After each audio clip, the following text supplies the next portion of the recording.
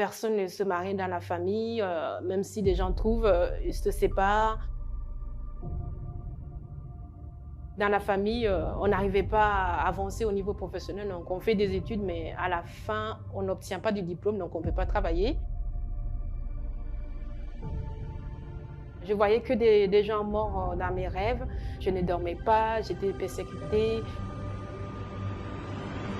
Je me présente Kate, j'étais quelqu'un très énervé, je ne dormais pas, j'étais persécutée, je faisais beaucoup de cauchemars et je voyais que des gens morts dans mes rêves.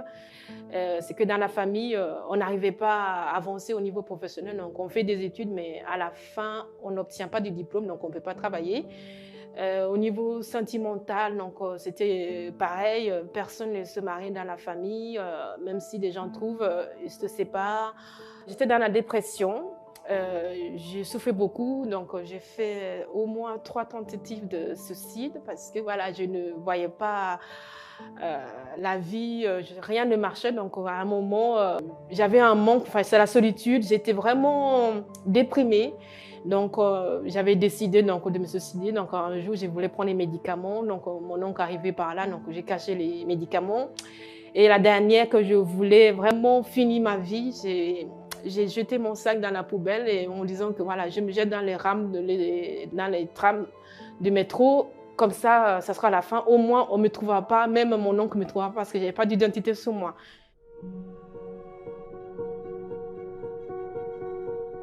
Donc, je suis venue à l'église comme ça, en étant, voilà, j'avais rien dans la vie. Voilà, j'étais déprimée, dans la dépression totale. Et au fur et à mesure que je commençais à lutter dans ma foi, à persévérer à l'église, Dieu a commencé à ouvrir les portes. Donc, je commençais la prière de délivrance les vendredis. J'ai commencé à bien dormir, à ne pas faire de cauchemars. Et je disais, mais il y a quelque chose, il faut que je continue dans cette foi, à faire les chaînes. Et les campagnes des ans sont arrivées, j'ai commencé à rester dans les propos de campagne des Zahel, à sacrifier. Et au fur et à mesure que je sacrifiais, Dieu commençait à bénir. Ensuite, j'avais fait des concours, mais rien ne marchait. J'étais tout le temps sur les listes complémentaires. Et j'avais fait un propos en disant, Dieu, c'est tout ou rien. S'il est vraiment le Dieu qui m'a élevée de par terre où j'étais vraiment en train de mourir. Cette fois-ci, voilà, je veux vraiment le pouvoir de Dieu dans ma vie. Dieu a béni pour cette campagne d'Israël-là en nous donnant une opportunité pour rentrer à l'école pour faire ma formation.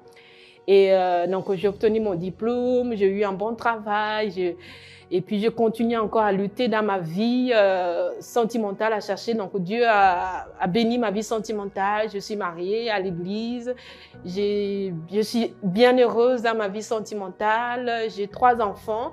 J'avais une campagne que j'avais faite pour ma vie spirituelle parce que je voulais faire pour ma vie, vraiment pour ma vie professionnelle, mais le Saint-Esprit m'a montré une autre que voilà, je me fais cette campagne pour moi, pour ma vie spirituelle, parce que voilà, j'ai cherché la délivrance totale.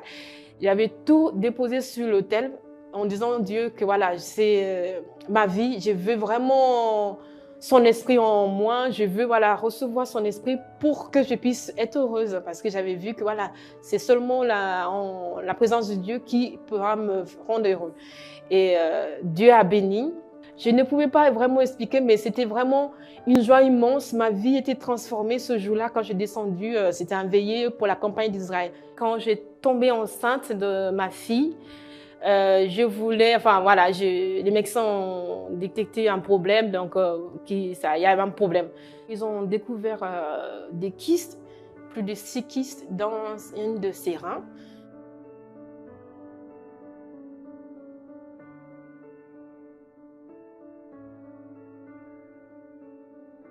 Et donc, ils ont décidé du coup que du coup à la naissance, l'enfant aura des problèmes, soit handicapé ou soit il va faire des examens complets ou une dialyse parce que les reins ne fonctionnera pas à la naissance. Donc voilà.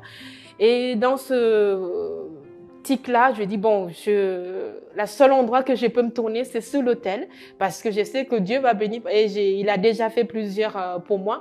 J'étais enceinte, donc je ne pouvais pas jeûner énormément, mais j'ai jeûné, j'ai prié toute la nuit, 3 heures du matin, je me levais pour prier, jusqu'à, voilà, donc que je dépose mon sacrifice. Et quand ma fille elle est née, donc ils ont fait des scanners, des examens complémentaires pour voir. On a resté une journée sans rien, mais le deuxième jour, tout est mis en ordre. Elle urinait normal, elle avait des selles. Enfin, pour moi, voilà, j'ai dit, Dieu a commencé à bénir. J'ai vu le pouvoir de Dieu le deuxième jour. Et les médecins, ils étaient étonnés parce qu'ils disaient, elle aurait dû avoir, enfin, quelques problèmes, mais pour l'instant, non, mais on va continuer à suivre. Dans 15 jours, il faut revenir. Au bout de 15e jour, on est parti, il n'y a rien. Elle dit, bon, d'ici un mois, on va faire d'autres scanners pour voir. Et ces reins fonctionnent normal. Donc, ils ont dit, bon, même si les reins fonctionnent, il reste un rein, mais elle aura des complications, des infections urinaires, peut-être même, on va prévu peut-être une dialyse. Grâce à Dieu, elle est en bonne santé, il n'y a pas eu d'infection urinaire, il n'y a pas eu de dialyse, elle se porte bien comme un enfant. Un enfant, je ne vais pas dire comme un enfant, elle est normale, elle se porte bien, elle est bien à l'école, elle fait tout comme tous les enfants. Et je rends grâce à Dieu pour ce témoignage. Et le dernier témoignage que je vais faire par rapport à mon frère, parce qu'il était malade, ils ont découvert un cancer de foie en phase terminale.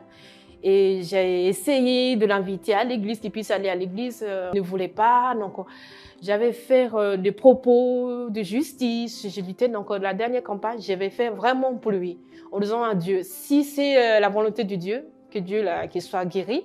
Et si c'est pas la volonté de Dieu, que Dieu la prenne et qu'il ne souffre pas avec la maladie, que la maladie, voilà. Et juste la dernière semaine avant qu'il parte, j'avais demandé s'il voulait vraiment, si c'est possible, comme il ne voulait pas aller à l'église, si c'est possible que je fasse venir les pasteurs à la maison pour rendre visite, pour faire une prière. Il a accepté. Donc j'ai contacté les pasteurs, ils sont passés à la maison le voir. Il a reçu la prière, il a accepté le Seigneur Jésus.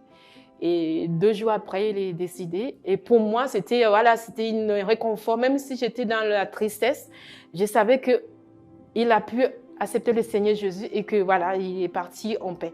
Le plus important pendant toutes ces années, avec ces campagnes que j'ai faites, c'est la bénédiction. En fait, quand j'ai été baptisée du Saint-Esprit, parce que c'est sans le Saint-Esprit, je sais qu'aujourd'hui je ne serais pas là parce que voilà, je ne voulais pas vivre, je ne voyais pas ma vie dans la souffrance, je ne voulais pas répéter les répétitions, malédictions familiales. Donc voilà, je voulais arrêter de souffrir. Et avec le pouvoir de Saint-Esprit, le fait que je reçois le Saint-Esprit a tout changé, m'a donné une vision de continuer à vivre, de lutter. Et je sais que si je lutte, Dieu va bénir. Donc voilà.